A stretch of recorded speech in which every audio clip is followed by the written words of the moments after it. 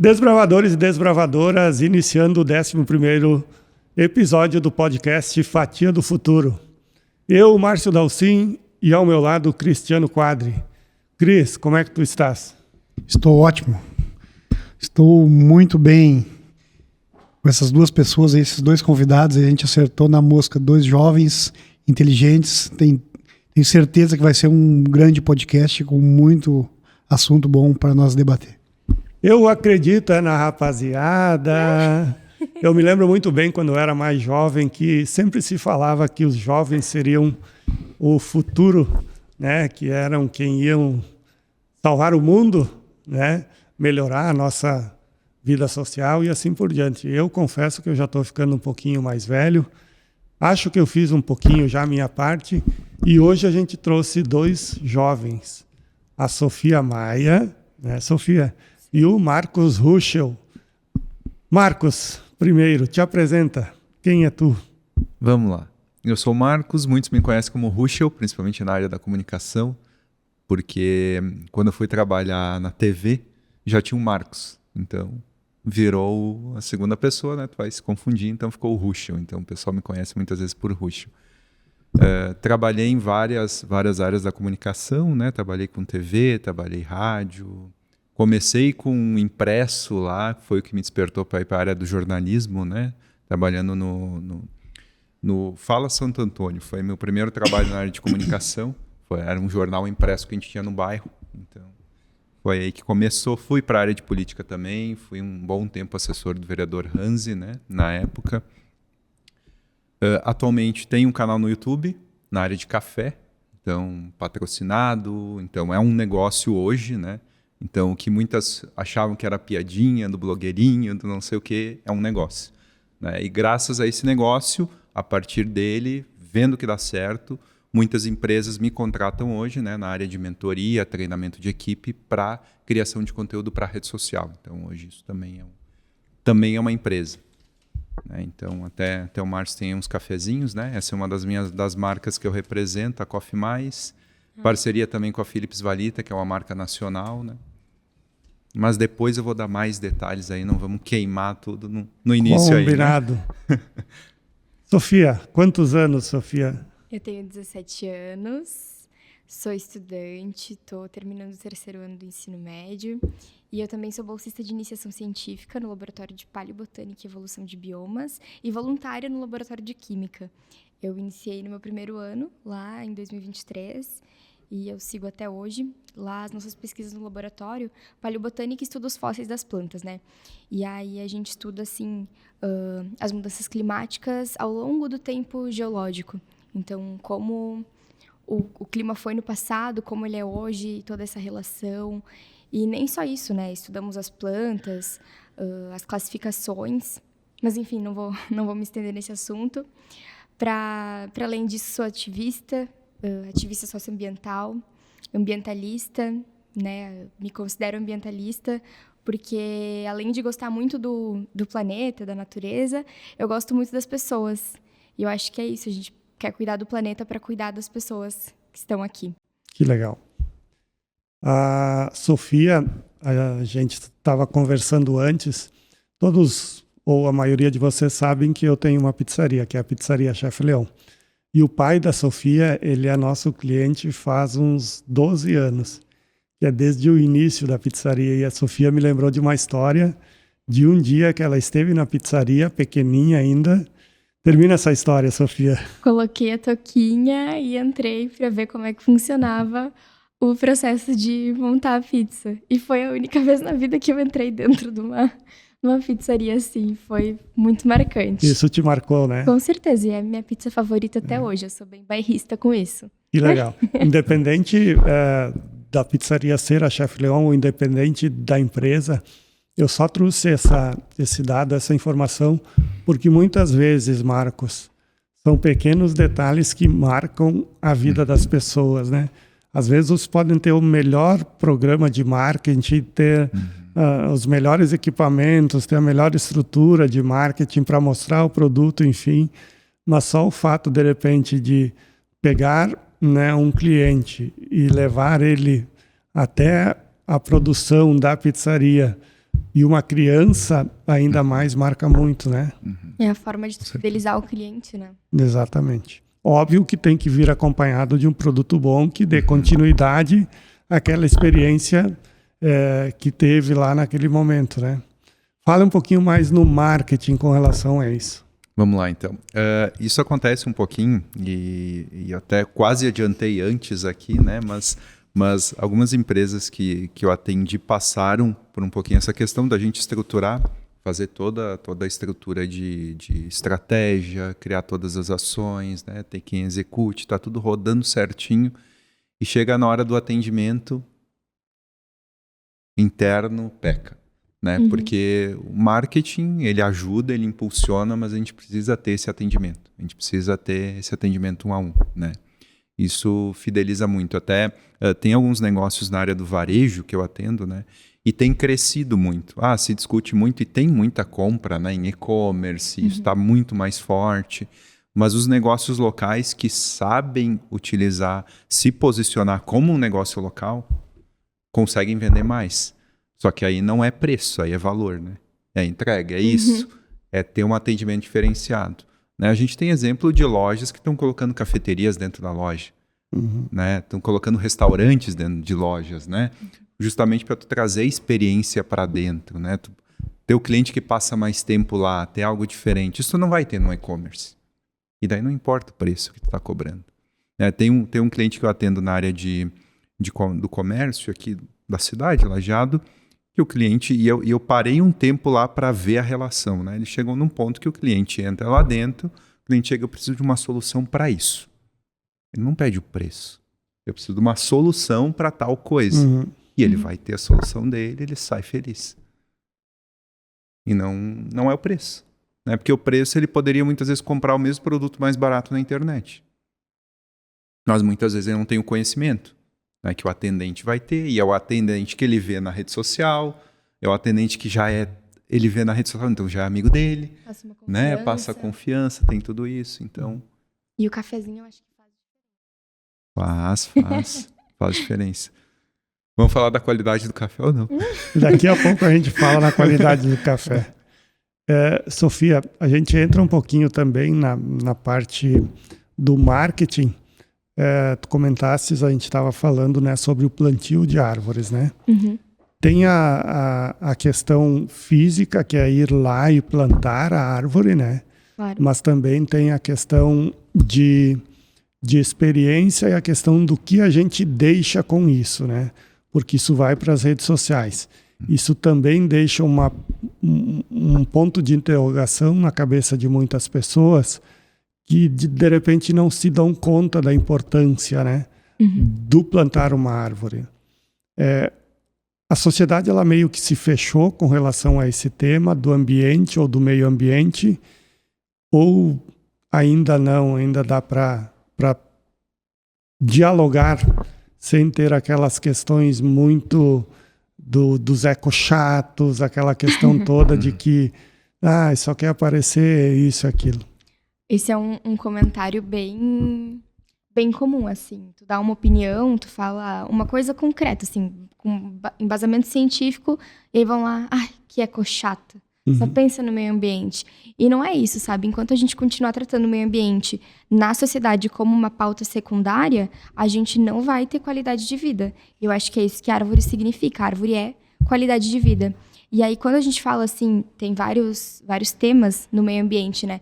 Por exemplo, a sustentabilidade, eu acho que o que a gente tem na sociedade é um debate muito raso do que é sustentabilidade. As pessoas pensam que sustentabilidade, ser sustentável, é só separar o lixo em casa. E não todo o estilo de vida e estilo de produção que a gente sustenta na sociedade. E é claro que isso é feito para afastar as pessoas desse debate que é tão importante e deveria ser tratado com qualidade. Essa parte do meio ambiente, né? A gente tem hoje Lajeado, uma cidade que tem crescido muito, tem expandido muito, e a gente vê muito, né? Esses dias teve o caso da ponte, né? Que foi debatido também por seu desmatamento. Então, de certa forma, a gente tem tratado esses assuntos mais no cotidiano, né? Muitas pessoas estão tendo esse problema do desmatamento. Por quê? Porque as empresas, no geral, elas querem ganhar dinheiro, construir, vender. Né? No geral, a construção ela faz parte do município. Sim. E tu, na tua visão, como tu enxerga essa parte dessa briga da busca pelas empresas de um espaço que estão desmatando para poder fazer construção, para botar pessoas para a cidade? Ou daqui a pouco tu acredita que consiga equilibrar essa questão de construção junto com o cuidado com a natureza? Eu acho que o desenvolvimento baseado no desmatamento ou em qualquer forma de descuido com a natureza é um desenvolvimento hipócrita. A gente não pode mais, no período de emergência climática que a gente vive no planeta, desconsiderar isso e fingir que está tudo bem. Por exemplo, o desmatamento ali da questão da ponte. Eu não sou contra ponte nenhuma, acho que é ótimo. Com certeza desejo o desenvolvimento de Lajeado e de todo o Vale do Taquari, mas como eu falei, o meio ambiente não é e não pode ser uma pauta secundária. Eu acho que a gente pode sim conciliar ambas as coisas, ter alternativas para que a gente não se desenvolva a partir do descuido com o meio ambiente. Porque aí não é desenvolvimento. Certo. Bem, é um bate-papo que tem muitas opiniões, né? A gente vê na rede social, às vezes tu entra para te ver os comentários. E os comentários tu vê que ele é bem dividido, né? Pessoas que querem que evolua, mas também tem pessoas que estão do outro lado, do lado de quem procura, que tenha cuidado com o meio ambiente, né? Que pense no além só da construção. E tu, é o Marcos, né? A rede social é o Marcos. A rede social é o Marcos. É o Marcos. E me fala um pouquinho mais, eu vi que tu chegou aqui, tu serviu um café e tu fez uma cara de quem não gostou muito do meu café. Brincadeira à parte. Eu falei pra ele que não é brincadeira, é verdade. Se depois que ele falou que era especialista em café, eu fiquei até com vergonha de servir aquele café pra ele. Conta um pouquinho pra nós aí. Como começou esse teu gosto com o café? De onde vem essa história? Vamos lá, eu ganhei uma cafeteira.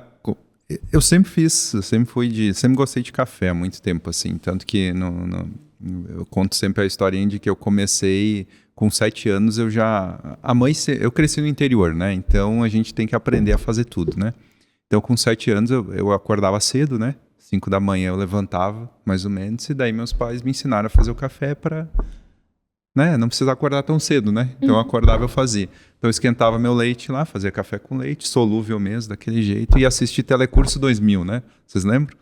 Sim. Imagina, 7 anos assistindo Telecurso 2000. Me lembro. Aprendi bastante, né? Era o que passava na TV, né? Não tinha Netflix para poder escolher o que assistir, não tinha YouTube, o que estava passando, mas sempre gostei de café, né? E em uma época, depois maior, eu ganhei uma cafeteira compacta, assim, menorzinha, mas expresso, né? Então, só que, tem que aprender, né, a mexer. Na época eu já tinha um canal, estava começando um canal no YouTube, só que eu fazia vídeos de receitas, né, no canal. Tanto que ele tinha um outro nome, fazia vídeos de receitas, assim, simples e tal. As que mais bombavam na época eram receitas na panela de pressão que eu tinha, né? Fazia. Então, os vídeos estavam bem bons. Daí ganhei uma cafeteira, fiz um review dela, gravei um vídeo, né? Tanto que o vídeo tá lá e ele viralizou, né? Hoje ele deve estar beirando 600 mil visualizações no YouTube, né? Então e continua me gerando receita, né? Explico tudo errado, como fazer o café na cafeteira. Não sabia nada, né? Fiz Sério? o café lá, eu olho hoje dá até vergonha. Mas tá lá, né? Tá me gerando receita e aí continua com link de afiliado, continua vendendo a cafeteira, né?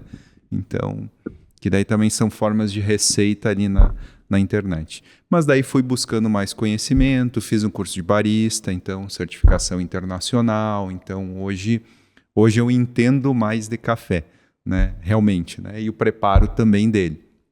Então, e aí nós falando de qualidade do café, né? Se eu posso entrar um pouquinho nesse sentido, quando a gente pega um café e olha na embalagem, por exemplo, tradicional, gourmet, extra forte, especial, não é, por exemplo, gourmet, não é um nome para cobrar mais de você. É uma classificação de café. Tá? Então nós temos uma classificação de café que vai de 0 a 100, né? A pontuação. Qualidade mais baixa, café extra forte, é o primeiro liberado para consumo. Tá? Ele tem uma pontuação de mais ou menos 40 pontos de 100. É aquele que torra tudo, né? Isso aí. Daí o que acontece? Ele tem uma tolerância maior para impurezas, né? Que vão ser galho, folha, pó, pedra, Entre outros piores, né? Defeitos no café, então aceita também grãos que eram de frutos podres, brocados, sabe que bichinho fez o negócio, quebrado, fermentado e por aí vai. Aí tu torra tudo numa torra mais alta, por isso é extra forte, não é porque tem mais cafeína ou alguma outra coisa. Tu torra alto para tudo ficar o mesmo gosto. Então o gosto dele não é de café, é gosto de queimado. Tá? Então, mas muitas vezes o brasileiro tem o paladar já que café é isso. Né? Então, quando toma um café diferente, acha estranho. Tu cresce tomando o solúvel extra forte, né? E aí tu prova o gourmet, é até clarinho. Isso não é café, é um chafé, né? Mas aí nós vamos pro tradicional, mais ou menos 50 pontos. Daí nós vamos pro superior, que é o mais difícil de achar no mercado hoje. Tem um que é superior, que é o do Melita, que tá uma embalagem verde que está escrito especial. Tá? Ele não é especial, ele é superior. Então ele vai beirar os 60 pontos e daí os gourmets são acima disso, entre 70 e 80 e acima de 80 pontos nós temos os especiais. Que daí o especial ele não pode ter nada de defeito. O gourmet ele até pode ter uma diferença de tamanho de grão, mas também já não pode ter outras coisas junto. Né? Então tu vai ter, isso são qualidades de café. Eu sempre gosto de contar a história que eu tenho um tio que ele dizia que ele parou de tomar café porque ele tinha problema de gastrite, né? Disse, não posso tomar café por causa de gastrite. Eu disse, tá, mas qual café tu toma? Extra forte. Eu disse, experimenta esse. Comprei o café e dei para ele, né? Experimenta esse café.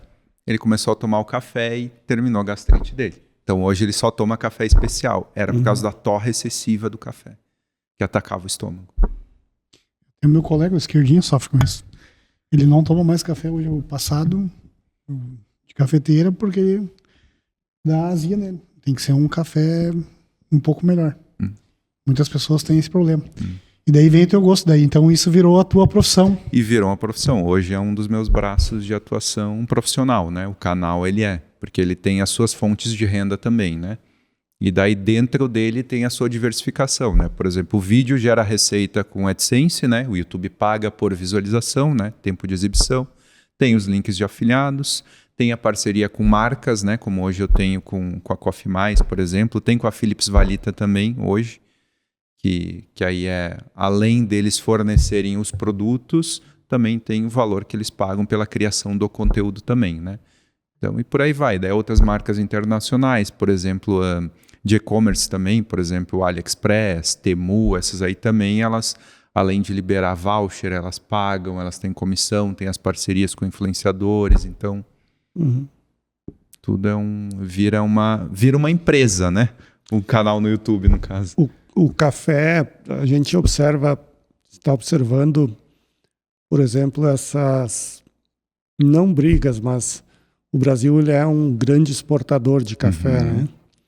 O maior. O maior, hoje né? É o maior produtor, né? Hoje o preço elevado do café no Brasil, ele pode ser definido também pelo excesso de exportação, ou seja, né, o produtor de café ele prefere exportar a um preço maior, pago em dólar normalmente, né, do que vender no mercado interno por um preço menor, né? Essa questão do café ela vai longe ainda, né? Porque para ti fazer uma produção de café, ela exige tempo, né? Então, na tua opinião, o café ele vai continuar com preço em alta? Ou essas tarifas elas ajudam a reduzir o preço ou ainda não teve nenhuma influência? Vamos lá. Tem uma questão que baliza. Hoje o preço base do café, infelizmente, ele é balizado no Brasil pela Bolsa de Nova York. Então a gente tem uma cotação base aí que nos puxa normalmente, depende de como está o dólar, depende de N fatores assim, que joga o preço muitas vezes para cima ou para baixo, o preço da saca, né? E aí, claro que a gente tem uma questão cultural ainda no Brasil também, que é culturalmente ainda as pessoas gostam e estão acostumadas a consumir café de baixa qualidade, né? Tanto que eu gosto de dar o exemplo do seguinte: a gente vai pegar um café de qualidade, vai tomar um café melhor, tá? Nós vamos gastar, digamos aí, um café bom, premiado internacionalmente, né? Feito aqui no Brasil, que tu tem acesso, imagina, premiado, né? Tu vai gastar em torno de R$1 a R$1,50 por um copo de café, uma xícara de café, né? Tu acha caro, né? É muito caro comprar um café que gerou isso. Mas tu não se importa de ali comprar a cerveja de qualidade mais baixa e pagar R$5 nela, né? Ou até mesmo o café expresso ruim, petróleo de máquina de R$8. Também. Então, é um fator cultural ainda, né? Então, aos poucos, claro que a gente está começando a ter alguns cenários de destaque, pequenas torrefações que torram o café, que cuidam e tal. E tem uma questão também que pensam, a gente tem uma produção grande de café, só que o café que não é selecionado, porque o café especial é que foi selecionado. O que eu faço com o que está ruim, que não é tão bom? Eu vou jogar fora? Então tem essa questão da produção, eu preciso encaminhar para algum lugar. E daí, culturalmente, foi sempre enviado para a nossa população consumir, né? Mas também pode ser uma commodity exportada, né? Também pode ser, só culturalmente sempre foi enviado para o mercado interno, né? Como tradicional e extra forte. Pode falar. Início desse ano saiu um artigo muito interessante. Eu gosto muito de café, apesar de não ser expert no assunto. Mas saiu um artigo muito interessante que mostra a relação do preço do café, do aumento do preço do café, com a questão das mudanças climáticas. Porque o território de produção ele vai se alterando conforme o clima muda, e isso vai ser para tudo. Vai ser para soja, absolutamente tudo que a gente produz em terra. Mas o café, ele é sensível, né? É uma planta sensível. E isso já alterou e impactou de forma significativa no preço que a gente paga também. Claro, tem a questão do dólar e da economia internacional, mas aí o meio ambiente entra nisso também. Mas está correto, impacta mesmo. Porque se a gente for olhar a produção do café, os lugares que produzem café de maior qualidade é onde? Vai pegar a região de Minas, vai pegar um pouco de São Paulo também, ou seja, os lugares conhecidos, normalmente pelas regiões que são os solos de melhor qualidade. Sul de Minas, nós vamos ter o Cerrado Mineiro, a gente vai ter a parte da Mogiana Paulista, que o que acontece? Daí talvez a Sofia vai poder explicar melhor a questão ambiental, né? A gente tem a questão do clima, né? Pela altitude, tu tem um clima mais ameno ali, são regiões que tu tem um clima mais ameno o ano todo, que ele vai beirar na faixa de uns 20 graus a temperatura, subindo talvez o máximo 5 para cima e 5 para baixo. Não vai oscilar muito disso. Por isso que no sul a gente não consegue produzir café de qualidade, né? Porque o nosso tempo oscila muito. Eu tenho pés de café plantado lá onde meus pais moram, né?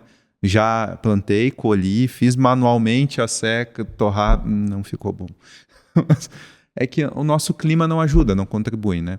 Já vi algumas experiências do pessoal na região até para o Nordeste estão tentando, a Bahia está com uma área que está conseguindo produzir café, tem uma região num clima mais ameno, não me recordo onde é a cidade, mas que eles estão conseguindo, né? Tem uma região não me recordo onde que são os que tem solo vulcânico, que também até a Coffee Mais fez uma leva assim, porque o terroir também impacta no sabor do café, né? Porque a gente vai ver os cafés especiais, ele tem um sensorial de frutas amarelas, um sensorial às vezes tu toma um café do especial, tu vai, isso me lembra, se tu parar para sentir o gosto, quando ele tem um gostinho de maracujá, mas isso aqui é café? Como é que botaram maracujá? Não botaram, sensorial, que é desenvolvido pelo terroir, né, o solo, pela polinização ali também, o que tu tem em volta de floração também, e também pela torra depois, né, dependendo o nível de torra que tu faz do café também, se é uma torra mais clara, mais escura, tudo isso também vai elevando. Então, o clima e o ambiente é muito importante para a questão do café. Nos teus estudos lá, o que vocês observam quando vocês colocam lá no microscópio uma folha de uma planta, por exemplo? Dá para ter alguma resposta sobre a poluição do ambiente, por exemplo? Olha, eu não trabalho com plantas vivas. Eu trabalho com plantas de milhões de anos. Esses dias. Mas, esses dias. 290, mais ou menos, milhões de anos. Ontem. Mas acredito que sim, tem análises, inclusive de solo, que a gente consiga quantificar a poluição. Como é que, assim, pergunta de leigo, né? Como é que vocês conseguem descobrir qual o tempo da planta, por exemplo? Então, a gente usa a datação radiométrica, que aí sim tu quantifica através dos isótopos. É uma análise mais complexa de fazer, por isso que quando a gente A gente coleta os fósseis de afloramentos. Esses afloramentos, eles são datados, os níveis de coleta, por isso que é importante quando a gente está fazendo esse trabalho de campo, anotar todas as informações, qual o nível, porque aí através do nível a gente sabe, aquele nível ali está no Permiano, então ele tem cerca de 280, 290 milhões de anos. Porque senão é uma análise complexa de fazer, porque não é, a do carbono 14 é uma análise mais simples, só que não é de um tempo tão longo. Quando o Marcos estava falando antes de acordar cedo e olhar o programa do telecurso, né? Nesse fim de semana também eu acordei cedo, a gente criou o hábito de acordar todo dia cedo, e esse fim de semana eu estava olhando o Globo Rural, né? E teve uma reportagem dentro do que tu estuda, e eu vi lá para cima para cima não sei se era Pará, e faz um ano que não chove. E tinha diversos agricultores que estavam com problema, que não sabiam mais o que plantar, né? Secou os açudes, secou tudo. Como tu enxerga isso hoje, vocês, no estudo de vocês, do meio ambiente? A gente sabe que está tendo vários problemas da Amazônia e tal. Como vocês enxergam, qual é a previsão para os próximos anos? Se a gente não tomar medidas drásticas, a previsão é catastrófica, né? Eu acho que o primeiro passo é a gente reconhecer que a gente vive uma emergência climática.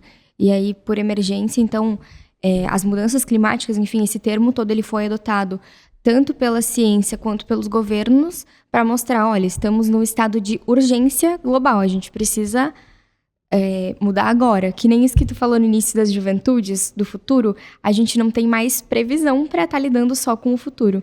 Então, é algo que a gente tem que começar a trabalhar agora. E aí, como a gente faz isso? A ciência, ela nos oferece os dados que a gente precisa para conseguir trabalhar de forma concreta com as mudanças climáticas. Mas a gente precisa de políticas públicas, política pública é tudo que consolida o que está lá na legislação e faz com que se torne prática. Então, assegura os direitos básicos, acesso à educação, acesso à saúde e acesso ao meio ambiente de qualidade também. E é algo... Então, na emergência climática, é algo urgente que a gente trabalhe com políticas para lidar com o que a gente está vivendo. A gente vai ter agora a COP30 no Brasil, a gente tem...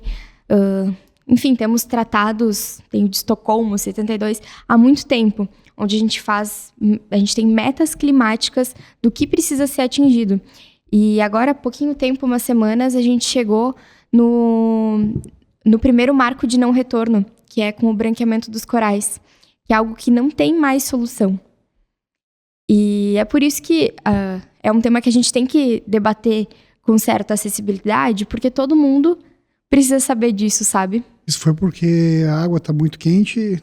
Eu acho que eu vi uma reportagem sobre isso. A água está quente e toda a poluição que tem na água, eles não conseguem absorver os nutrientes. Na tua opinião, de que forma a gente pode conscientizar, por exemplo, porque há uma relação na questão do meio ambiente com relação aos grandes produtores, né? Produtos rurais, por exemplo, não aquela pequena propriedade, mas com relação a criadores de bovinos, enfim, de plantação de sojas, que são também a base da economia do Brasil, né? Como a gente conscientiza essa galera aí, que é importante a gente cuidar um pouquinho para lá na frente... Me deixou numa saia justa. Na minha opinião, a gente não tem como sustentar esse tipo de produção a longo prazo, esses grandes latifúndios. A gente precisa alimentar o nosso povo e a nossa comida, a comida que está no nosso prato, ela vem da agricultura familiar e não dos grandes latifúndios. E, bom, a agroindústria, o agro são os maiores poluidores no Brasil. E aí, bom, crédito de carbono nenhum no mundo vai fazer com que a gente sustente esse modo de produção e de vida por muito mais tempo. E aí a gente tem que, eu acho que vai chegar um momento onde a gente vai ter que escolher o que a gente quer. A gente quer sobreviver ou a gente quer produzir? O que a gente fala em sustentabilidade? Para quem que a gente vai sustentar essas coisas? Porque quando a gente fala de emergência climática, é muito importante a gente falar de justiça climática também.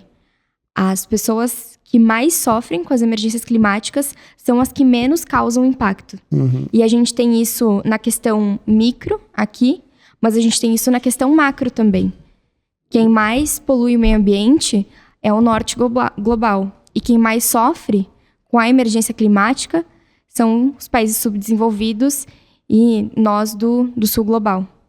Então, do macro ao micro são coisas que a gente vai ter que considerar para o nosso desenvolvimento. A gente está desenvolvendo o quê e para quem? Porque chega o ponto, a gente está chegando num ponto de colapso.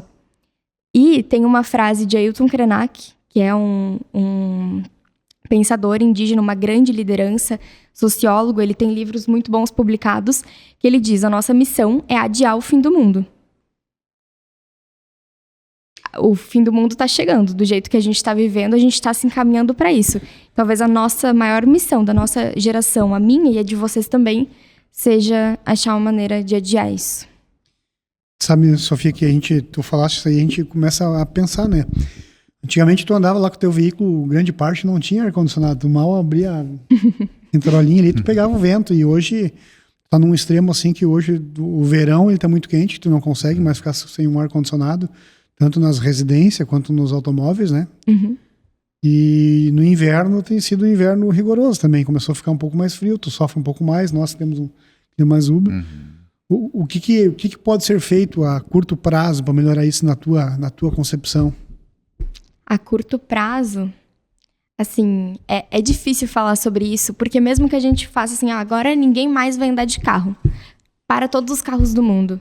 Se as indústrias continuarem poluindo da forma que poluem, se o agro continuar poluindo da forma que poluem, não adianta a gente parar com tudo, que as ações individuais, elas são extremamente importantes. A gente tem que conscientizar o coletivo, mas a gente precisa de política pública para regulamentarizar a questão produtiva, da produção da poluição. E é uma coisa que a gente sente na pele, né? Não é mais, enfim, países que são mais afetados com, sei lá, tsunami, com questões ambientais mais naturais, porque a emergência climática também tem isso, sabe? A emergência que a gente vive, a mudança do clima que a gente vive, ela foi causada pela ação humana. Mas ao longo do tempo geológico, o clima da Terra ele mudou de forma natural. Só que ao longo de 200 milhões de anos. Não em 10 mil anos. Eu fiz questão de trazer a Sofia hoje porque essas coisas, elas têm, o meio ambiente ele tem um impacto direto na nossa vida, né? E o meio ambiente também não é só o plantar árvore ou enfim, né? O meio ambiente é aquilo que a gente come, né? Quais os tipos de agrotóxico que são utilizados nas lavouras, né? Ou no plantio, para matar o bichinho lá que come a folha e que tem uma intervenção no ser humano, né? A quantidade de doenças difíceis de tratar, né, que vem acontecendo, e novas doenças e resistências das pragas muitas vezes, né? Então é ambiente também, é meio ambiente também, né? Então eu fiz questão de trazer ela justamente por isso, né? Porque às vezes a gente acha, só pensam em reclamar porque cortou uma árvore, ou porque não sei o quê, ou porque está lá no rio. Mas é a nossa dependência, né? A água e a comida. Né? Então, se a gente não se preocupar com isso, e não tenho dúvida nenhuma, e existem muitos estudos que comprovam isso, que muitas das doenças, né, que se tem, e uma leva de doenças novas, estão diretamente ligadas à forma consome. Produtiva, né, e o que a gente consome como alimento, né? Então, até no último episódio nós chamamos de podcast, a gente trouxe uma doutora e a gente falou muito sobre câncer. E o câncer, ela associou muito o câncer sobre a alimentação. Claro que você tem que ter atividade física, um bom sono, mas principalmente a alimentação. Né? Então, por ver assim, hoje a gente o que a gente está plantando é o que a gente vai colher, né? Então, se a gente está botando tanto problema no meio ambiente, é o que a gente vai ter no futuro para os nossos filhos. E tu, homem, mudando um pouquinho aqui, me diz um pouquinho mais da tua história da televisão. Da TV. Porque tu me falaste que começou na televisão, depois foi pro rádio. De lá vem essa tua desenvoltura, então, essa facilidade de falar. O rádio foi um pouco junto lá também. Eu trabalhei por 7, quase 8 anos na TV Univates. E aí também atuava na Rádio Univates ali também. Extinta a TV Univates, né? Hoje não existe mais, né? E foi engraçado porque eu trabalhava, meu primeiro emprego foi em montagem de móveis, né? No meu ensino médio, né? Com 15 anos eu comecei, né? Descarregava caminhão, cortava chapa, ajudava a carregar as coisas, fazia tudo. Fui trabalhar na loja depois, projetista, fui subindo, projetista conferente, coordenava a equipe de pós-venda, só que eu cursava jornalismo, né? Comecei a fazer aquele projeto no Santo Antônio de produção, me apaixonei pela comunicação, larguei a função de coordenador do pós-venda para um estágio voluntário na TV, em troca de horas complementares. É, o jeito de se virar, né? Tudo por amor. Aí deu um mês, eu consegui uma vaga de estágio. E na época o estágio tinha bolsa também. Então, como eu estava cursando, eu consegui aumentar o número de cadeiras ali que eu conseguia. Aí fiz um tempo de estágio, depois abri o concurso, fiz o concurso, entrei. Isso eu já tinha feito o intercâmbio, então voltei, daí fiz o concurso, entrei, daí era uns 82% dava de desconto na faculdade, daí emendei. Daí fazia 10, 12 horas na TV, 6 cadeiras na semana, era loucura. Aí a gente cobria a Lajadense, éramos em 2, só que trabalhávamos no final de semana, fazia escala. Então, um final de semana outro. O outro Marcos, né? Então, 2 Marcos. Aí, qual era o Marcos? O Stout. Eu sei. Conhece? Conheço. Aí nós dividimos, e nós cobrimos Lajadense, a Vates, tinha época o vôlei da Vates, o Bira com basquete e a LAF com futsal ainda, né? Então nós cobrimos eles em casa e fora. Final de semana era esporte, durante a semana então era jornalismo. Eu fazia 2 matérias por dia para TV e ali eu consegui entrar assim com essa questão porque eu fazia tudo, né? A gente chamava na época o repórter abelha, né? Saía com a câmera, tu gravava, tu entrevistava e poucos faziam isso, né? Era muito comum sair com um cinegrafista, né? Então, como eu dominava a parte da câmera, eu consegui esse espaço aí. Aí depois fui para a bancada também, né? Assumi a apresentação do jornal, ao vivo diário, então também foi. Mas entrei numa época que quando eu entrei era câmera com fita, né? Então, o pessoal que está gravando aí hoje é melhor, né? Era câmera com fita, então tu saía, gravava uma câmera grande, então tu voltava, tu tinha que pegar a fita, botar lá, fazer a decupagem pro computador, edita, leva, enfim, era um processo assim um pouquinho mais... Hoje a gente pode, né, eu trabalho hoje com criação de conteúdo também, hoje a gente tem, quando eu dou uma palestra, um workshop sobre isso, eu gosto de falar dessa parte inicial, porque hoje eu tenho a câmera, o computador e o meio de comunicação, ou seja, o canal, tudo aqui, né? Uhum. Hoje o celular faz tudo, né? Uhum. E hoje nesse treinamento, nesse teu projeto que tu ajuda as empresas a se posicionar, também, né? Se posicionar, de certa forma, na internet. Tu ajuda com parte de roteiros, tu monta toda uma engrenagem de venda, ou só na captação do lead? Também, depende, tá? Hoje eu tenho muitas empresas mais na área de treinamento, né? O que elas acabam fazendo? Isso é um movimento que eu vejo acontecendo em algumas empresas de ter a equipe interna, né? De não necessariamente depender de uma agência. Muitas vezes tem uma agência, mas para conteúdos específicos, né? Alguma campanha específica. Mas como a questão de rede social, a produção... se tu quer se destacar, exige um conteúdo diário, instantâneo, veio uma coisa nova o tempo inteiro, tu não tem como tu depender de um terceiro. Então acaba que tu tem uma equipe interna cuidando ali, funcionário contratado dentro da tua empresa, que conhece a tua visão, os teus produtos, o teu negócio, que está ali, que vive aquilo produzindo o conteúdo, né? Então, só que essa pessoa precisa aprender a produzir o conteúdo. Então tem empresas que eu dou treinamento para esse tipo de equipe interno, né, para produzir esse conteúdo de uma forma que seja mais fácil, que não onere tanto tempo, mas que dê resultado. Porque muitas vezes porque às vezes se mata trabalhando, né, numa produção de conteúdo, só que não é o que dá resultado, né? Tu perde 2 horas fazendo um vídeo, dá 2 curtidas. Olha, eu acho que geralmente assim, os vídeos que eu penso assim, monto um roteiro 50 curtidas. Aí o vídeo que eu fiz assim, bobinho, estoura. Por que isso acontece? Isso entra muitas vezes no fator identificação, né? Porque a pessoa ela se identifica mais fácil com uma coisa mais simples. Né? Então, às vezes, Só que tu também, às vezes, tu precisa ter, num negócio, tu precisa ter vários tipos de conteúdo, né?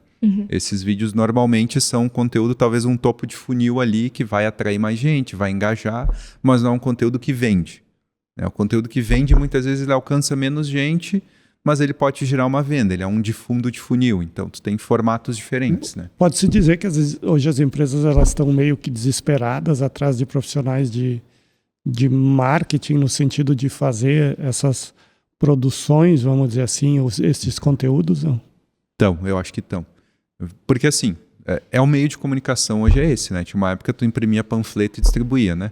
Tu botava no jornal, tu botava no rádio, hoje é a rede social. E por muito tempo se falou isso, tá? Eu tô há 16 anos trabalhando, quase a idade da Sofia, trabalhando com audiovisual e rede social. Então, eu peguei o início que tu falava de gestão de rede social para alguém. Ah, é bobagem, o que eu quero estar na internet? Isso é frescura, quer se aparecer, eu quero não sei o quê. Hoje a empresa que não está ali é muito difícil de crescer, mesmo um negócio local. Né? A gente se fala muito hoje né? Além de tu fazer um tráfego pago, tem que ter um produto bom e um conteúdo principalmente de qualidade. Então, e quando tu falaste ali, que a Sofia comentou, né, de faça um vídeo, daqui a pouco um vídeo que não seja tão detalhado, elaborado e dar mais curtida, se fala um pouco que agora a tendência é tu ser um pouco mais simples, tu fazer realmente as pessoas, né, querem saber quem realmente tu é, não, porque às vezes tu bota lá, a gente falou em algumas vezes, aqui a gente trouxe algumas pessoas, falou de rede social, a rede social ela é muito, as pessoas não são de verdade muitas vezes lá, né, então tá se procurando nesse momento tu ser mais verdadeiro, tu filmar, tu fazer o que tu realmente, quem tu é. Daqui a pouco, as pessoas, tem um detalhezinho aqui, eu não vou filmar aqui porque não pode aparecer. E, na verdade, tá meio que no revés. Agora, acho que tá se buscando realmente dar valor porque as pessoas apresentar quem elas realmente são e não que daqui a pouco quem estão tentando ser, né? Isso aí. E isso vem de uma... Porque, vamos pegar a nossa geração, vamos envolver aí, o Cris vai ter mais ou menos a minha idade, né? Um pouquinho mais. mas de uma geração, assim, que construía uma imagem, né? E publicava essa imagem. A geração da Sofia já vem de uma geração que está cansada, que não quer isso. Ela quer a verdade. Ela quer o dia a dia, o mais simples é melhor. O que é o fotodump? Né? O fotodump são as tuas imagens da semana ali, algumas às vezes meio desfocadas, outras não sei o que, mas é o que tu tirou. E é isso. E são as fotos do teu dia a dia. Tá? E isso representa... que é uma questão que ficou tanto naquilo... Tanto aquela imagem plastificada e publicitária, isso tanto ali no... que deu, sabe? Agora tá indo, então, quanto mais simples, muitas vezes melhor, sabe? Quanto menos, às vezes uma edição mais simples. Claro que, dependendo do tipo de conteúdo, a gente vai ter que ter algo a mais, pensando justamente no venda, depende do teu tipo de produto. Eu tenho um produto high ticket, eu não posso trabalhar com algo simples, né? Eu tenho que ter uma produção um pouco maior, né? Dependendo do público, né? E, por exemplo, se a gente for para high ticket, também a gente quer... esse público está procurando a solução do teu problema, o problema dele, né? Então tem que ser algo que realmente vai funcionar, tá? Então depende também do público, são muitas variantes. Se tu pegar um pedaço de pizza como aquele queijo do Márcio lá, tem que ser um vídeo de qualidade, né? Então... já não pode ser um vídeo do dia a dia, então, né, Márcio? Mas também depende do lugar, pode ser. Esse é o ponto, daí vai entrar no depende que a Sofia falou. Para os stories, sim. Para os stories vai ser o simples, vamos lá. Porque nós falando de Instagram, que é onde a gente trabalha mais de negócios, o Instagram vai ter o bastidor, o Instagram vai ter a criança talvez entrando dentro da pizzaria, vai ter alguém pegando a pizza e comendo ali, abrindo a caixa, como é que eles embalam. Tipo, pensa que nos stories... Os stories têm 3 públicos, tá? Falo sempre. Quem gosta muito de ti, né? Pessoas mais próximas que gostam de ti. O teu cliente está ali e os invejosos estão ali, tá? E quem não gosta de ti está ali. Então, mas tá tudo bem, porque eles vão estar em tudo que é lugar. Então tá ok, deixa eles te dar audiência. Mas então tu alcança um público mais restrito ali. E esse público quer ver o teu dia a dia. Stories A ideia é realmente a tua história do dia, é a tua novelinha do dia vai estar ali. É o que tu faz, E, inclusive no negócio, essa é a dificuldade muitas vezes das pessoas entenderem que o negócio também é isso. O que acontece? Tem empresa que eu atendo que às vezes o que faz? É tipo, fez a foto do bom dia com café ou com chimarrão, loja aberta. E sumiu, né? É que nem se eu chegasse aqui, desse bom dia e fosse embora, né? Ou boa noite e saísse, né? Não, é uma educação, né? Eu quero saber a rotina, né? Chegou pedido, chegou esse item novo, a gente tá arrumando a loja. Caiu, quebrou um negócio aqui. O BO é interessante para as pessoas, né? As pessoas gostam do caos. E o que tu falou do pedaço de pizza? Eu não comeria de uma loja que só tem vídeo cinematográfico. Eu gosto de ver outras pessoas comendo, falando, nossa, é bom mesmo, porque aí eu vou ter certeza que é de verdade, né? Senão comida cinematográfica existe para isso. Por isso que o marketing com influenciadores funciona. Porque é uma pessoa falando disso. Claro que, daí dados as suas proporções. E vamos lá, o que tem funcionado hoje, e isso eu fiz um teste com algumas empresas, tem funcionado muito melhor no trabalho com micro-influenciadores do que grandes influenciadores. Né? Porque a dedicação dele do micro, ele alcança menos gente. Mas quem ele alcança é mais engajado. E ele tem uma dedicação maior, né? Porque ele quer que o negócio dê certo dele também, na área de influência. E ele é mais natural. Né? Não é tão adaptado ainda, ou personagem criado. Então tem funcionado melhor. Então algumas empresas, por exemplo, tem uma que eu atendo que tinham feito um trabalho com uma influenciadora maior, não deu resultado, não deu nada e gastaram bastante. Trocaram, hoje eles têm 4 influenciadoras menores, micro, gastam muito menos e o resultado é muito maior. E deixa eu só te fazer uma pergunta para complementar esse assunto. Tem um número específico? 2, 3, 5, 10 stories por dia? Ou não tem assim um número que tu possa mensurar assim, claro, a gente pode ser a gente pode fazer 5, mas tem algum número assim que tu acha o ideal pela tua expertise do negócio? Pelo menos 3. Pelo menos 3 diários. Mas aparece todo dia. Se tu quiser falta um dia para zerar eles, mas aparece todo dia. Não adianta botar 6 num dia e nenhum no outro, então. Também. Dentro... Porque pensa que, só para concluir, pensa que daí tu tá criando a relação com a pessoa. Se tu assiste... não vamos para Netflix, vamos para TV aberta quando a gente assistia novela. Se do nada um dia não tem a novela que tu tá assistindo, tu vai achar um outro programa para assistir. Virou uma rotina. E porque a pessoa tem a rotina de te acompanhar. E daí se tu quebrou a rotina, depois tu tem que reconquistar a audiência de novo. E se ela gostar de assistir o que ela assistiu naquele dia que a novela não teve, talvez ela não volte a olhar a novela, né? Exato. Tu perdeu. Dentro das tuas criações e os conteúdos, teve algum que gerou críticas, por exemplo, ou nas redes sociais, por exemplo, mas assim, críticas mesmo que elas sejam descartáveis, assim, que não tem sentido nenhum, que o camarada foi lá simplesmente para... Teve? Sim. Eu brinco tanto que tu vira um criador de conteúdo de verdade quando tu tem teu primeiro hater, né? Porque claro que tem alguns conteúdos que tu cria que são mais suscetíveis, né? A isso. Polêmicos. Conteúdos polêmicos são um pouco mais. Mas vamos lá, para mim acontece muito quando eu falo de café, né? E quando eu falo de café de qualidade mais baixa, né? Por exemplo, os vídeos que eu faço, por exemplo, e daí como eu já fiz mais que um, né? Já. Mas é comum, o primeiro principalmente que eu fiz, não beba café extra forte. E aí entrou... Só que aí tu tem os dois lados, né? Tu tem as pessoas que vão entrar te caceteando e vai ter quem defende e entende que vai entrar defendendo. Então tu nem precisa se defender, né? A comunidade defende. Mas aí o que aconteceu? Um caso importante ali. Veio uma marca de café e comentou. Não, isso aí não sabe nada, tá prejudicando a indústria e não sei o que, e não sei o que. Aí, beleza. Então agora nós vamos responder. Print, novo vídeo. Abri o site da BIC, baixei todas as normativas, que é a Associação Brasileira da Indústria de Café, o que eles analisam, e trouxe um vídeo falando sobre a parte, então, o que eles analisam e o que contém e não contém. E mesmo assim tinha gente caceteando e falando que estava errado igual. Então, claro que a própria BIC tem umas questões agora que tá deixando passar um pouco, tá? Então não estou gostando muito de algumas passadas por cima que está permitindo, mas é tanto que a certificação de café especial há pouco tempo eles têm, né? Antes, para tu conseguir o especial ainda era uma categoria gourmet para BIC, né? Então a certificação do especial era necessário conseguir pela SCA, que era a associação internacional que fazia essa certificação, né? Então, eu fiz essa pergunta também para pegar um gancho com a Sofia, e ela não deve ter muita gente que entra lá e...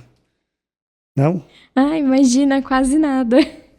Fala um pouquinho sobre isso, se isso te afeta, assim, ou se isso te dá mais coragem para as tuas pautas. Tem um trabalho bonito também, depois a gente pode falar no Santo Antônio, né? Com certeza, e a questão das redes é algo que eu cuido bastante para posicionar, porque é algo que faz diferença, né? Se tu não tá na internet, tu não existe hoje.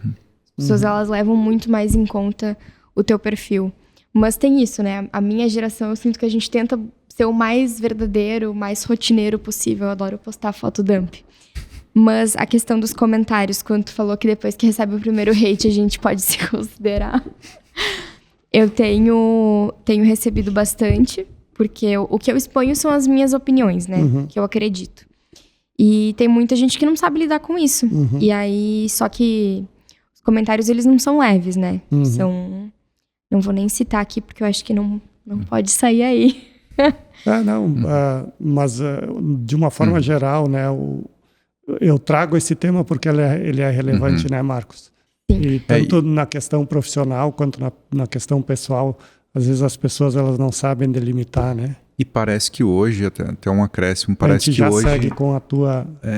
Não, mas só complementando a questão dela, quando tu traz um assunto um pouco mais polêmico, isso hoje em dia parece que não há o respeito da opinião, né? Não há o respeito da opinião, tipo, ela deu a opinião dela, eu posso ser contrário, eu posso trazer a minha contraproposta de uma forma educada, né? Eu não preciso xingar ela ou agredir ela verbalmente pela opinião dela, né? E isso parece que é uma questão hoje, tu não pode ser de A ou de B, tu não pode ser disso ou daquilo, senão... E essa questão da violência eu sinto muito porque as pessoas têm a ideia de que a internet é terra sem lei, né? Pessoalmente, ninguém nunca me falou nada dos absurdos que eu leio. E é uma coisa muito rotineira. Hoje mesmo eu tava tirando print, eu deixo tudo arquivado. Em algum momento, se eu quiser mover algum processo, algo do tipo, vai tá arquivado, porque são comentários realmente violentos. Mas tu perguntou como eu me sinto. Eu acho que se eu tô incomodando, eu tô fazendo certo. É pra incomodar mesmo. Meu conteúdo ele é pra deixar a pulguinha. O que eu tava falando antes aqui pra vocês, a gente pode ter uma conversa mais tranquila, mas eu tava colocando os pontos pra que a gente fique pensando sobre isso mesmo. E a questão da internet, assim, eu sinto muito essa violência quando a gente fala de política. E aí a gente tem toda a construção da violência política de gênero. Porque tu pode entrar no perfil de um homem que tem uma opinião forte e não tem o mesmo tipo de comentário. Não vou falar, mas enfim, comentários realmente pesados, sabe? E eu acho que essa é uma construção da nossa sociedade que a gente tem lutado há muito tempo para modificar, para ocupar certos espaços e ser jovem, e ser mulher, e ter uma opinião forte incomoda muita gente em vários aspectos. E aí as pessoas se sentem livres para agredir, para fazer algum tipo de violência. Talvez, né, como tu disse, por ser jovem, mulher, a gente vê hoje que a rede social tem pessoas de idade já, a gente pode dizer de idade de 70 anos, 60 anos, 80 anos, olhando, YouTube, talvez o nosso, que a gente está gravando agora vai ser, talvez alguns seguidores ou algumas pessoas de idade vão estar olhando, pô, essa menina aí, já com essa estrutura forte, né, porque de certa forma tu coloca com convicção, né, então se tu tá, como tu diz, colocando uma pulga atrás da orelha, porque tu tá fazendo algo que na tua cabeça é o certo e que tu queira uma mudança, né, então assim, hoje, dentro da tua linha, né, o Márcio, a gente tinha me comentado que tu gosta muito de política também, tu gosta de te envolver, como tu tá te enxergando dentro desse mundo da política, tu tem alguma ambição, dentro dos próximos anos? Ou isso está na retaguarda? Conta para nós aí. Ah.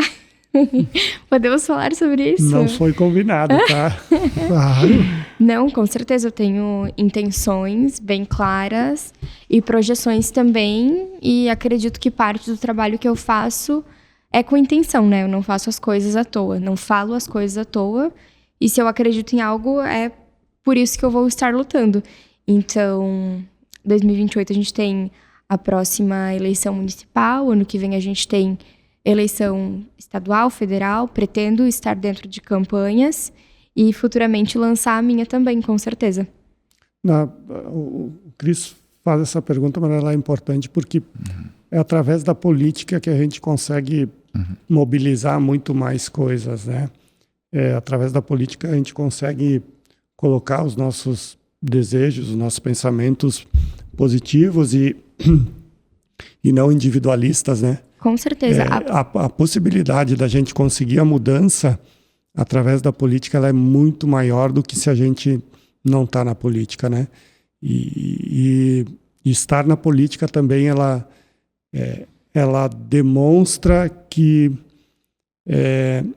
se tu não vai com a mente, se tu vai querendo fazer o bem, mas tu não é muito forte, a política te derruba, né? Ou te corrompe. Ou te corrompe, né? Então, por outro lado, é a forma como tem a maior possibilidade e capacidade da gente mudar algumas coisas, né? Com certeza. Eu acredito. A política ela é a organização do poder coletivo, né? A política dita as regras da nossa sociedade. Mas eu vejo a política como uma ferramenta. É a chance que a gente tem de mudar realidades de verdade, sabe? Mudar a estrutura. E, bom, se a gente não se insere, outras pessoas vão se inserir. Mais ou menos qualificadas do que a gente. Então, não acho que eu seja perfeita, não tenho uma verdade absoluta. Tudo que eu digo é porque eu acredito, de fato, mas sempre aberto ao debate. Se vocês trouxerem um ponto melhor do que o meu, fala, tá certo, então agora eu concordo contigo. E a política, por exemplo, os representantes, eles nada mais são, né, do que quem não está envolvido com a política diretamente escolhe alguém para te representar lá. Exatamente. Né? Então, é dessa forma, tu acaba representando um grupo de pessoas e se tu é eleito, essa representação ela tem que ser como um todo, né? Porque tu foi eleito, enfim, e é dessa forma. Eu não sou um fã de política, né? Mas nós tivemos um convidado e ele pegou e disse, tu não precisa gostar de política, mas tu tem que pelo menos entender um pouco da política, porque todos nós precisamos estar abertos para a política, porque de certa forma o mundo que a gente vive ele é muito influenciado em cima disso. Né? E quando chega nas eleições a gente escuta muito, eu não vou ir lá votar, não muda nada igual. Mas toda vez que tu faz essa atitude, tu tá fortalecendo o lado ruim. Daqui a pouco tu tá deixando de colocar alguém do bem lá em cima, né? Lá na ponta, para poder fazer o ideal. As pessoas têm muito estigma do que é política. Política é a corrupção que a gente vê na TV, todos aqueles esquemas. Não, política não é isso. Política é a água tratada que a gente tem, é a comida fiscalizada que a gente come, o café de qualidade que a gente toma. Política é tudo. É realmente a organização da nossa sociedade. E eu vejo que as pessoas hoje, depois de tudo que aconteceu no Brasil e no mundo, a gente tem uma onda muito grande de negacionistas e de pessoas que simplesmente não gostam de política. Mas eu acho que se as pessoas entendessem o que é política, elas mudariam a forma de ver e de se posicionar. Muito bem. E vindo no teu currículo aí, tu mandaste ativista. Fala um pouquinho mais sobre isso. Então, eu acho, assim, eu sempre gostei de ciência, de meio ambiente, de pessoas, mas depois da crise que a gente sofreu em 2023 e 2024, e eu sempre digo, a emergência foi climática, mas a crise foi da gestão pública. A gente não estava preparado para lidar com isso. Tinham pessoas morando abaixo da cota de inundação. E aí eu trabalhei nas cozinhas solidárias, cuidando das crianças ali no Parque do Imigrante. E aí eu pensei, putz, o que eu vou fazer agora? Não dá mais para voltar para a vida normal e fingir que isso nunca aconteceu, que eu nunca vi as coisas pesadíssimas que todos nós aqui vimos acontecer com o nosso vale. E aí eu acho que isso me despertou muito a questão do ativismo. Eu sempre gostei de ler, gosto muito de ler, de estudar. E aí surgiu a inquietação de tirar isso do papel, tirar isso das páginas e trazer para a vida real. E aí, quando a gente fala de mudanças aqui, eu falei de grandes coisas estruturais, né? Mas não é só nisso que eu acredito. Eu acredito nas mudanças miudinhas que a gente tem no dia a dia.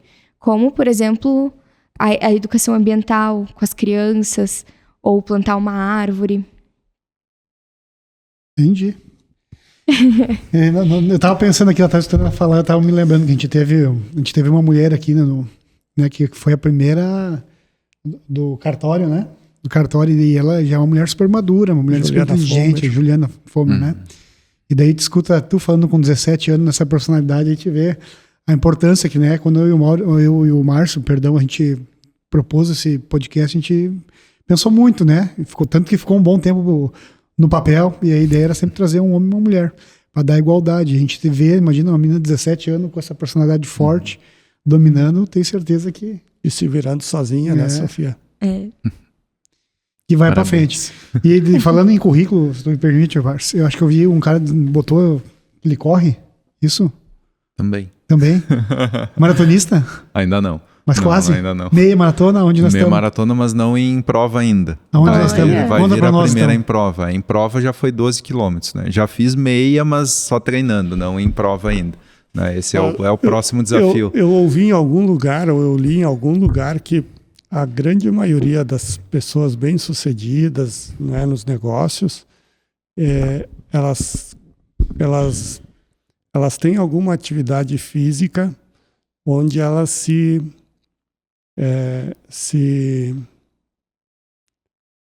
dispõem a quebrar recordes ou a buscar alguma forma de se desafiar, de fazer aquilo que elas imaginavam que não fariam, né? Me fugiu a palavra. Eu acho que foi na Forbes. Não, mas teve aqui, eu acho que a gente ouviu também, né? Que superar aquilo que a gente acha que não consegue, né?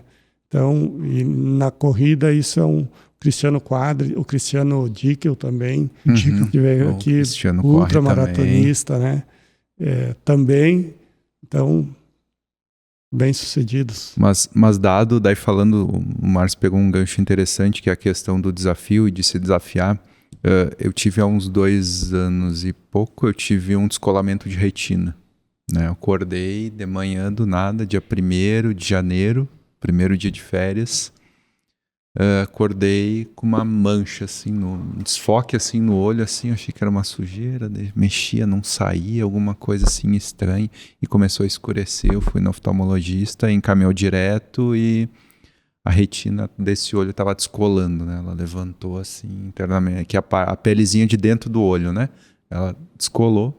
E isso dizer ele que o médico diagnosticou, é uma coisa que pode acontecer, que tem grau de miopia alto. Nenhum oftalmologista me falou nenhuma vez na vida que eu precisaria fazer um acompanhamento e um teste para verificar isso.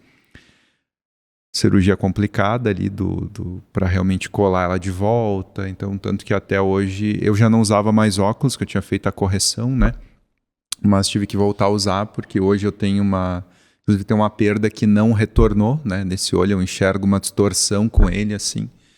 E foram meses sem poder fazer nenhum esforço. E o médico disse, tu não vai poder mais praticar nenhum esporte. Não que eu fosse um esportista na época, né? Até há uns anos atrás eu fiz Muay Thai, né? Por um bom tempo, mas eu fazia cobertura dos esportes, mas tu não fazia Mas eu não fazia esporte, E passou um tempo, ele me disse, não, tu pode fazer academia. Sempre odiei fazer academia, né? Academia é a única coisa que tu pode. Aí ele disse, não, agora tem 2 coisas que tu pode fazer, bicicleta e corrida, né? Se tu quiser. Né? Tá, então eu vou correr, né? Porque daí eu não preciso comprar bicicleta, né? A gente começa a correr, a gente acha que é o esporte mais barato que tem, né? Não é, tá, gente? Mero Spoiler. Não é. E realmente eu vejo esse momento também como... Porque ele chegou e disse para mim que não podia, né? Realmente era algo que... E eu como uma pessoa de fé, assim, como cristão, eu comecei a orar quanto a isso. Não, eu quero alguma coisa, eu quero poder fazer, né? E eu vejo como um milagre, assim. Se eu for dar a lista para vocês de tanta doença e coisa que eu já passei, eu não estaria vivo hoje, tá? De tanta de superação. E aí eu comecei só que eu não conseguia correr, né? Eu corria 100 metros, eu corria 150, eu corria 2, 3 minutos, eu cansava. Daí eu comecei correndo de onde eu morava até a academia, dava 700 metros, né? Quando eu comecei a conseguir correr lá. Daí depois eu conseguia fazer academia e voltar mais 700. Estou melhorando. Daí foi para 1,5, daí foi para 2. Daí foi a primeira corrida que eu fiz de 3 km do Circuito dos Vales, eu caminhei uma boa parte, né? Foi uma vergonha, mas tudo bem. Comecei. Aí hoje, obviamente, minha distância maior ali foi um dia eu me perdi nas distâncias lá, eu fiz quase 23 km. Né? Então, sem caminhar em nenhum momento, só correndo. Tá? Claro que o que eu já percebi, eu não sou um cara de velocidade, né? Eu não sou muito alto, eu não sou muito forte, mas eu percebi que eu sou resistente. Então, distâncias longas eu tendo a aguentar um pouco mais. Claro que com cuidado, aos poucos. Eu corro há uns 2 anos e eu não tive nenhuma lesão nesse período, né?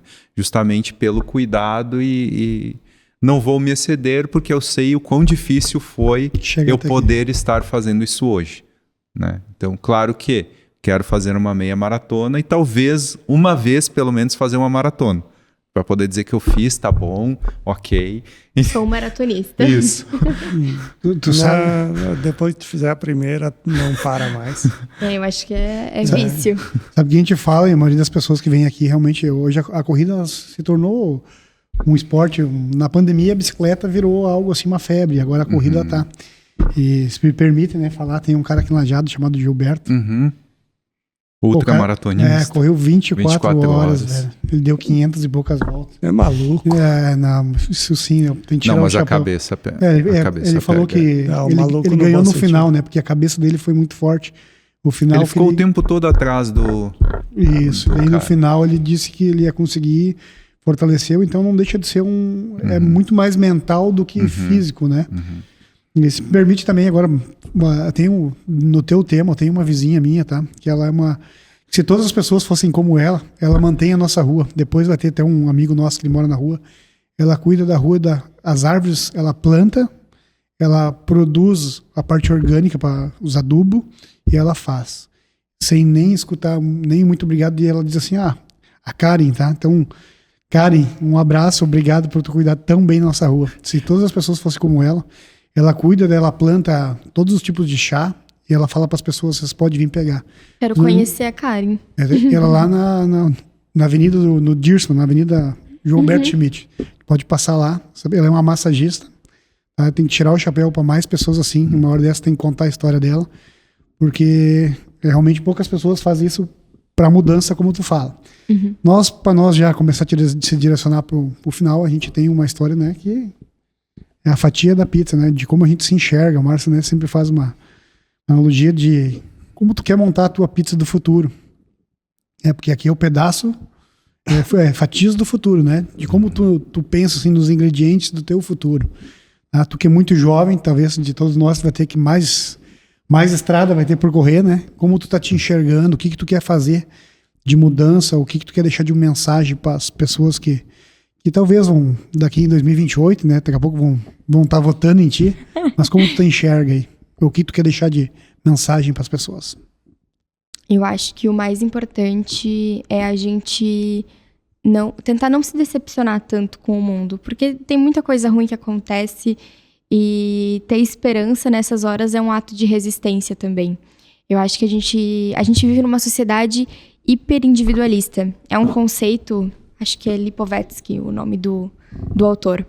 E sozinhos a gente não vai mudar nada. A gente precisa de uma consciência coletiva, a gente precisa lutar pelas mesmas causas.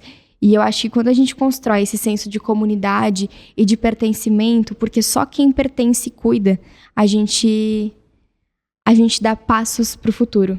Eu costumo falar que, por exemplo, na educação ambiental, que é uma coisa que eu trabalho bastante, a gente dá sempre passos de formiguinha. Sempre falando com as crianças e lá no futuro.